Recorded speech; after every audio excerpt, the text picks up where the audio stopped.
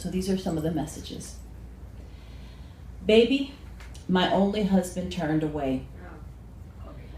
For 20 years my door was open. Nobody ever came. The first fit broke my bed. I woke from ecstasy to ask, what blood is this? Am I the bride of Christ? My bitten tongue was swollen for 3 days. I thrashed and rolled from fit to death. You are my only daughter. When you lie awake in the evenings, counting your birthdays, turn the blood that clots your tongue into poems. Poems. So, there we are.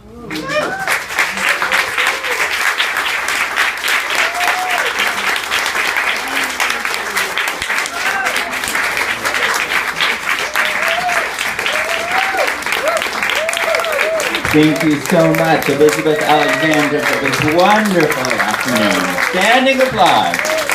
Well deserved. Absolutely brilliant.